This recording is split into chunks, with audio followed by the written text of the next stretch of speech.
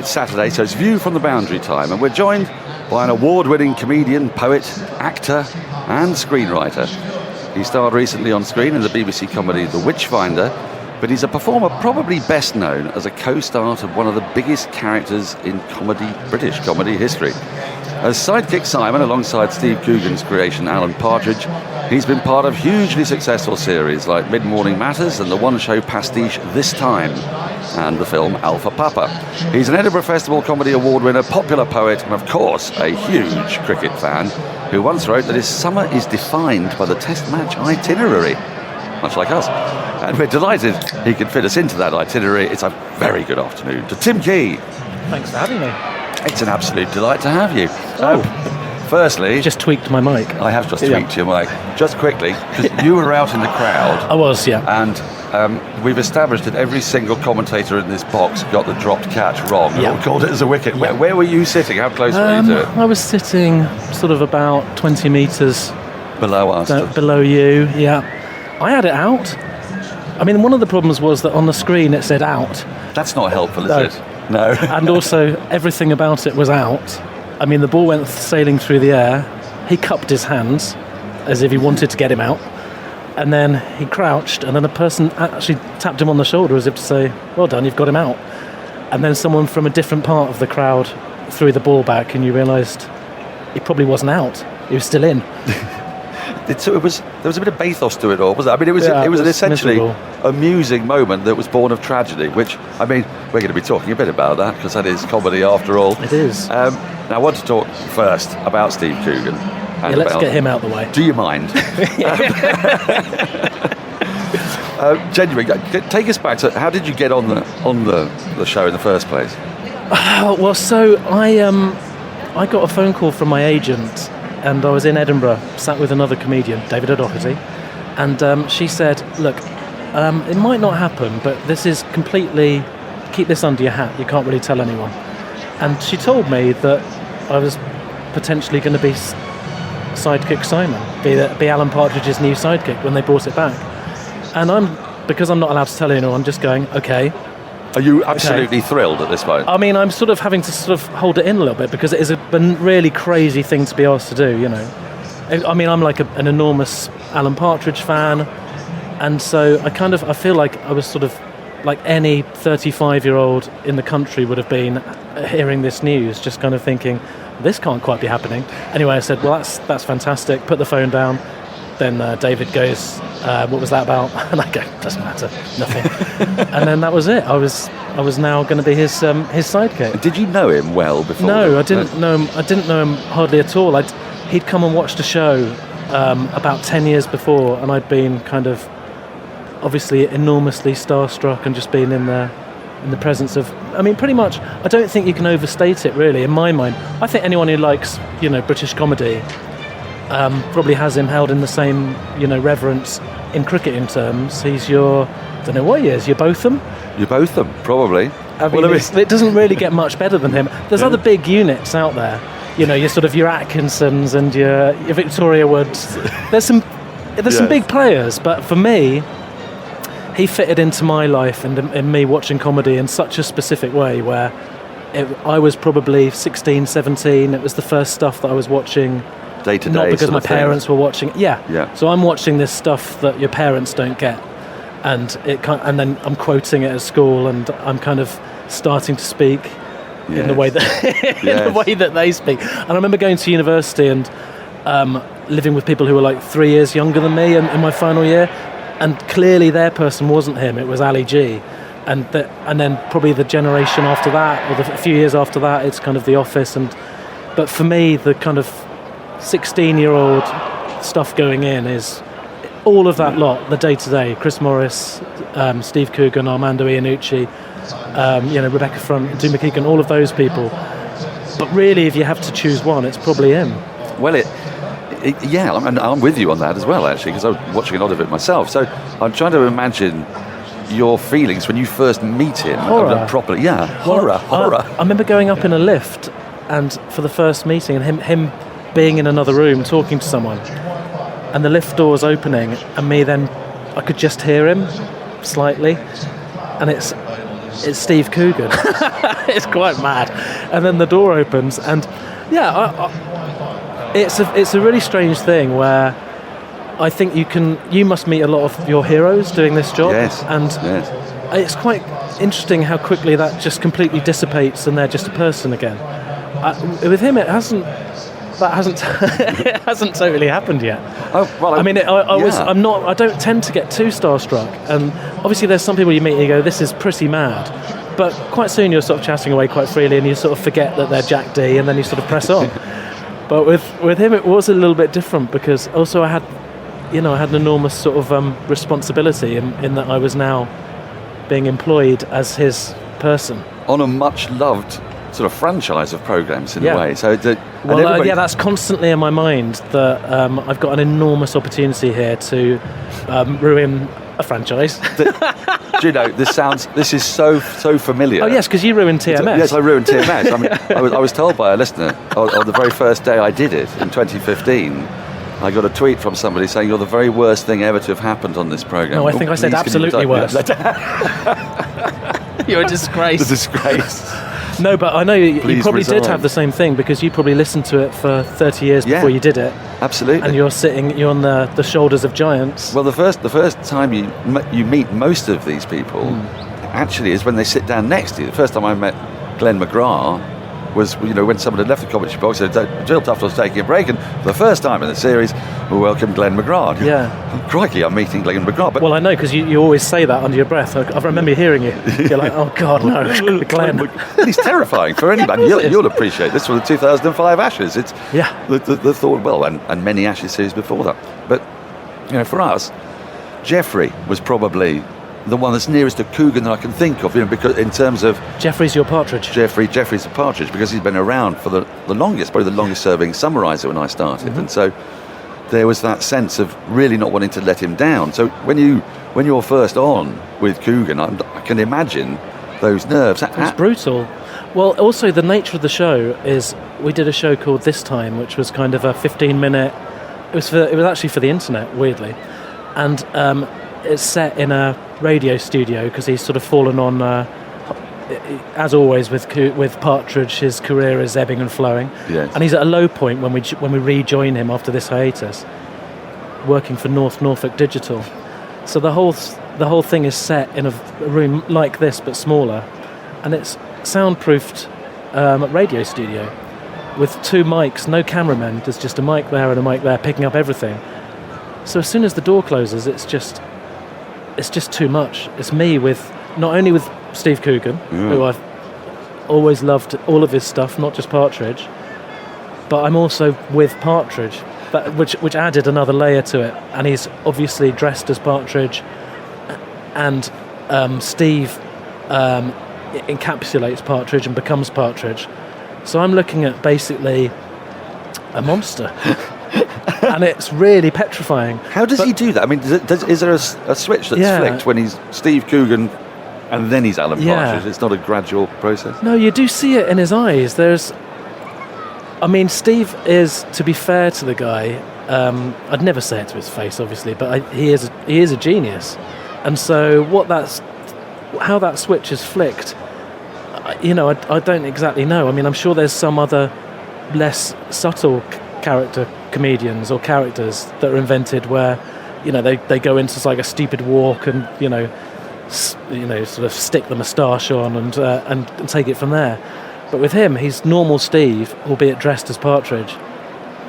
Something in the eyes maybe where something vacates, the human side of Steve, and just leaves, and there's this mad guy is inside Steve Coogan. And you just see it through these eyes. I mean, it's like he's actually a brilliant live performer as well. But TV is very good for Partridge, I think, because it's so unforgiving and so kind of, you can get really close. And I think you can't really go too close on Steve's eyes. And actually, in the most recent one, which is called This Time, the other one's Mid Morning Matters. In This Time, because it's set in a kind of one show type thing, because it's all a bit scruffy and a bit sort of off-camera stuff, you sometimes get the camera right in on his face where it wouldn't normally be. And it's a real treat. Like I think sometimes you could go that close and you might the magic might disappear, but with Steve it's like you can go right in as much as you like, and you just get. I think it's because he's done it for 25 years. This character. Yeah. There's no gaps in it. It's just like this sludge of Partridge that runs through Steve Coogan's body. And we all know him, don't we? We all know Partridge. We feel like we know Partridge. You know how he'd react in every single situation. You know what happens if someone dressed inappropriately comes into his gaze and stuff. And I mean, even when they sort of described this time to me, and it's like. Someone's been taken ill and he's now going to be hosting the One Show, effectively. Yes. And you're going to get loads of stuff about, where we are in the world today, and what about things like woke and all of that sort of stuff. And he's going to be really, really struggling with it, but also really styling it out. And that's going to be a real treat to watch. And you were talking there about the radio and the TV aspect of it. I mean, because he gets all the lines, does he? He gets the sort of lines to do. Yeah. The camera comes straight in on you, and there's a little glance. There's a sort of glance of befuddlement, an occasional bemusement, and you're sort of communicating on our behalf, in a sense. The revulsion, horror, bafflement. I mean, that's quite a thing to do. Well, it's interesting. I do remember that first time I did it with Mid-Morning Matters, and it was so petrifying. But I do remember thinking, and then people were nice about my performance. They're like, oh my God, it's excruciating. And I do remember thinking, I know why. It's because I'm not really a great actor. I'm quite good at playing myself, but I'm not like a method actor or anything. But some people like draw on their things that have happened to them. But I know what I'm drawing on there. I, as in Tim, am absolutely petrified of ruining everything. And my character, Sidekick Simon, is exactly the same. And I'm faced with Steve Coogan, who I really don't want to let down. And it's somewhere professionally, I'm almost like there's a fear that I'd get it wrong. And Sidekick Simon is exactly the same. And so those two things are happening. And so it's all quite natural. It's just pretty natural. I once got something wrong. And he sort of...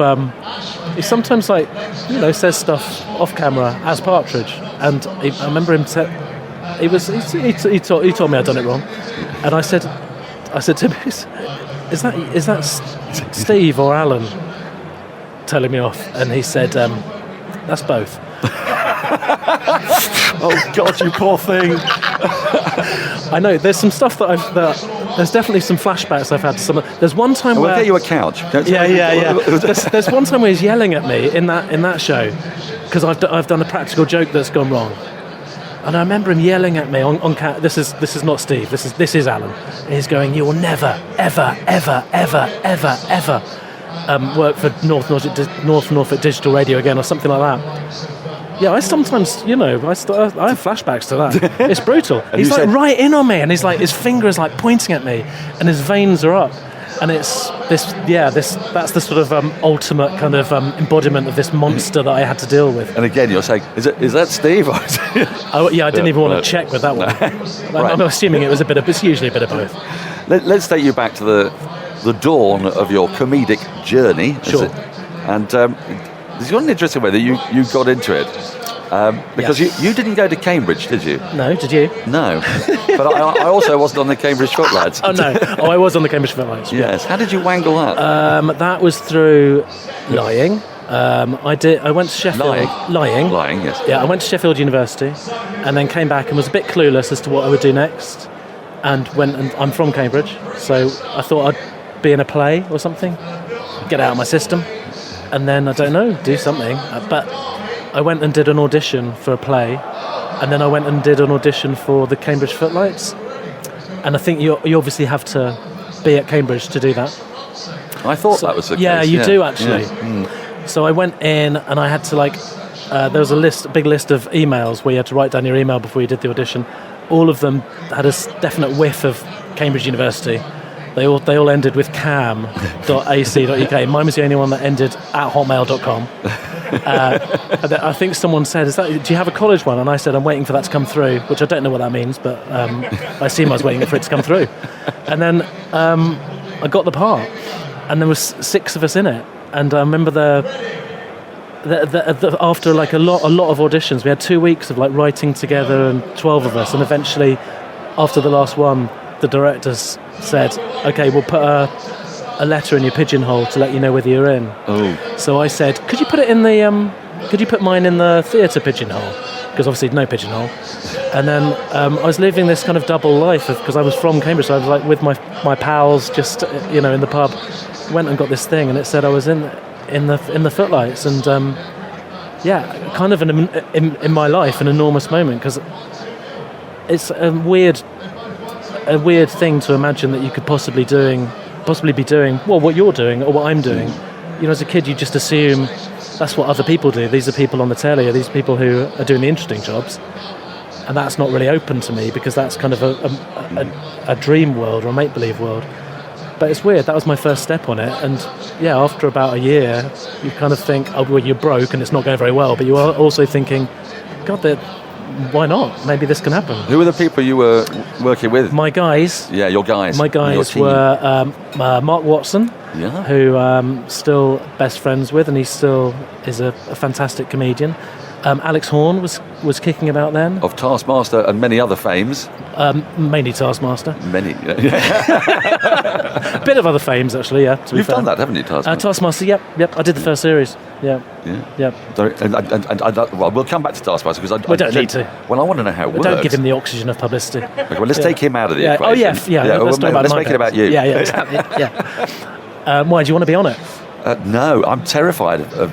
There's never any chance I would be on it, but I watch it religiously, and I put myself into the position of the people doing the tasks, and some of them are just so impossibly difficult. Anything to do with drawing things and making sculptures and getting out of rooms, and it's really, really stressful.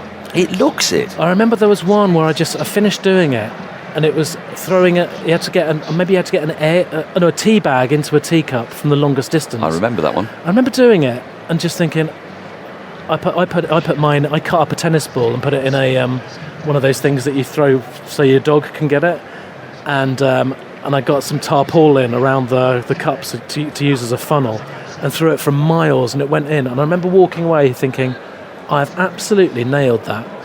And I think that's the only one where I had that. I think all of the other ones I left thinking, oh God, that's going to be on telly. Had you nailed it? I had nailed that one. Someone come up with a gigantic long tube that was about... Oh no, what you have to remember on that show is that the other four people are as thick as you. So they were doing some mad things. I think one person was, throwing a tea bag, and it was just sort of getting blown in the wind. Not even a wet tea I think quite late in their VT package, which usually means about 45 minutes into doing the task, they said, I should wet it. As if they had been the genius there. So is it strictly, when he says you've got 20 minutes or 40 minutes, could be that's for real? It's for real. Oh no. And that's why it can be really stressful. I think there was something where you had to get an egg as high in the air as possible with this stuff that he'd given you, which is like a bit of paper and some chalk. It's just impossible, and you're just there, and your time's almost run out, and you've just got eggs splattered on the floor all around you, and you're sort of thinking, well, you're wishing you hadn't auditioned for Footlights, I suppose. Well, are you competitive though? Because you see, you love sport. We're going to talk about sport in a second. You love sport, you love playing it, you love all sorts of sport. So I would have thought Taskmaster would be fantastic for you. But yeah, no, it was actually. You kind of...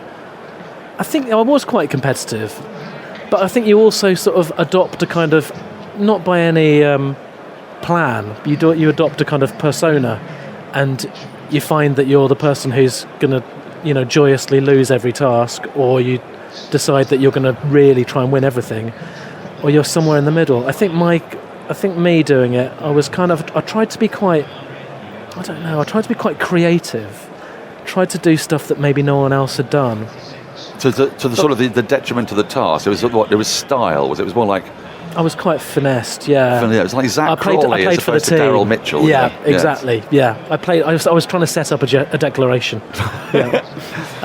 There were bits where I was kind of a little bit looser with it, but also I didn't know that there'd be something called the Champion of Champions. I think that would have changed things. Because then that would have given you incentive. That would have given me an incentive to go through win. More stress. Yeah, because then there's another payday. You're right. Yeah. Now, sport and comics, there's an awful lot of comedians and comic writers, comic actors that have come on, done View from the Boundary. Mark Steele is one that we both know. Yeah, I play football with Mark Steele. And how competitive is? I know how competitive he is at cricket. What's he like? What's he like at football? He won't be listening. I'll tell you what. The one thing I know about Mark Steele is he will 100% be listening right now. He is quite competitive, actually. He's. I don't know. The other day he let it slip. He kind of said, in spite of himself, that I was kind of tormenting him, and it was.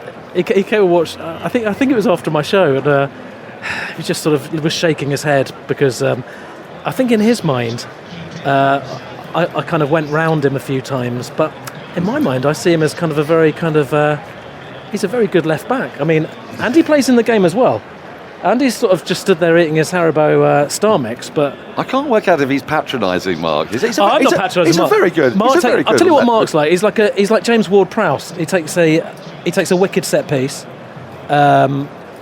He's a. Well, I mean, do you want to come on and Andy's? Do you want to know about Andy? Well, I've actually been told because you play these football games often with the guys from Wisden Cricket Monthly, and.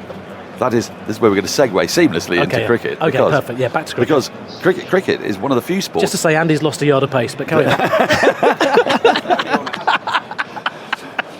Cricket is one of the few sports that you don't actually play. Because you play football, you play whiff-waff, ping pong, you play darts, snooker, you love. I love snooker, Used to play squash. Used to play squash? Yeah.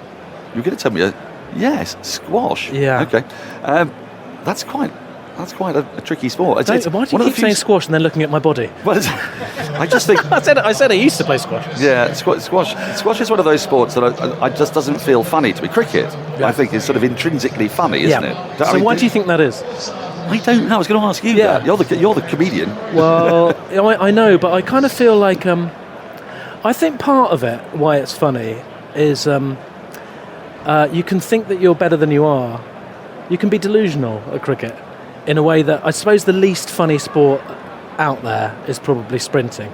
Sprinting? That's not that funny. There's nothing funny I suppose about it's because if you're a sprinter and you're coming in doing 100 metres in 17 or 18 seconds, you're sort of thinking, maybe I'm not a very good sprinter. But I think in cricket, the game is so long and languid, and you can do a stop or something, and then maybe you can, when you're batting, I mean, you can literally time a cover drive. Yeah. And you can think that you're amazing. And you can cook the books when you go home and tell your wife. And you can turn yourself into something that you're not. And I suppose that is sort of a staple of comedy sometimes, that people think they're better at what they think they're more competent at something than they are. And they actually can't run the hotel that well. That's very interesting, because actually I think darts is a funny sport as well, because everybody has hit a treble 20. Darts cracks me up. But it does. It's intrinsically hilarious, because you can throw a treble 20 and you will hit your double. Now the issue is you don't do it over and over and over again like the really good ones. And similarly, what you're saying in cricket, you can have a dreadful day in the game, you can lose the match appallingly. Yeah. But if you've hit 1-4 or taken one splendid catch or just bowled someone with one that's nipped back.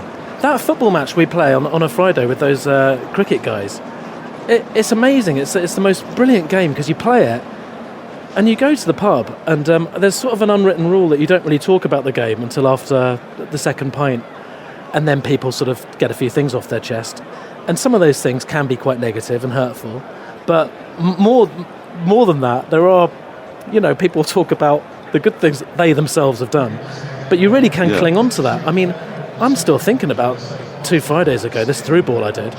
I mean, it's a delusional thing, because if you were to sort of show a highlights reel of my whole game, it would be pretty exposing. And but if you were to show a short enough highlights reel, I'd look fantastic. Now, cricket itself, you've written about cricket. You've watched it since you were, about sort of 9, 10? You were brought up with England being dreadful, weren't you? I think I said to you earlier. I'm in the dreadful era. I was brought up with the miracle of both of them. Yeah. You were brought up with the crushing disappointment of regular loss. I was brought up, the miracle of Elam. Miracle of Elam. Yeah.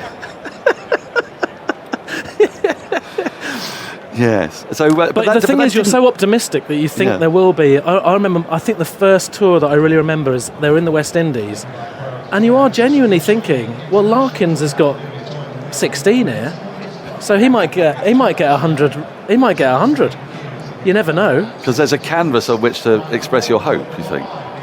Yeah, I don't know what it is. I'm just like asking my dad if they'll win, and he's like, could do. But then, Marshall is sort of, steaming in, and, Capel sort of does his best, but it's sort of only going to end in one way. But I really have really strong memories of all of that, and just, I think I remember Carlisle Best played, I don't know how much he played for the West Indies, but it sort of really hammered at home when this guy who I'd never heard of and didn't really play much after that, but still made our guys look pretty ordinary. Did you know he used to commentate his own innings while he was playing? Oh wow, did he? Yes, he used to say, here comes Willis, flame-haired, running in from the pavilion end, and the best has driven him through the covers before. Fantastic, did he? He did, yes. Genuinely did. Yeah, great. So, and cricket also appears in one of your other, passions, skills, poetry. You write a lot of poetry. I do, yeah. And I heard you read out a poem on a different podcast, which just has this little flickering reference to Mark Ramprakash. And do you do that a lot? Do cricketers come into your mind to illuminate a wider idea? Like, Mark Ramprakash, Ramprakash is only one word, and yet somehow it expresses within your poem a whole fully formed idea. Yeah.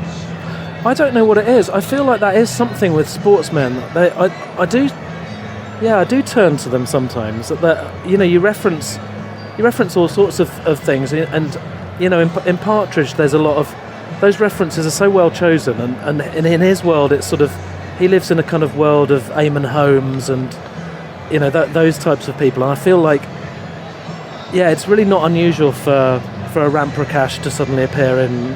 It's not it's not deliberate that I kind of want to have some cricketers in there, but there is something about them, I suppose, that they're sort of, in my world, they're kind of, I watch so much sport, and they're just these ordinary people, but they happen to be really good at sport.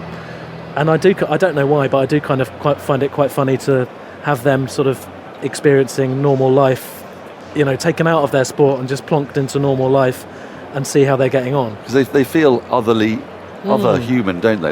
I suppose they feel different from the rest of us. Yeah, I think so. I don't think it's just cricketers, but I kind of feel like it's always interesting when you sort of, out of nowhere you're referencing John Parrott, because you don't really think of them unless you're literally sitting down to watch the snooker, and having them sort of, if John Parrott is in a Ryman's, I just think that's quite funny. He buys his own A4 ring binders. Who knew? Maybe that's what it is, that you wouldn't have. Other stationers are available, by the way. Yeah, because you wouldn't have. Diana Ross wouldn't be in a Ryman's. That concept would be impossible. But I mean, someone like John Parrott, he doesn't have people. That's just John Parrott. So if he wants a new printer that also scans, he's got to do his own dirty work.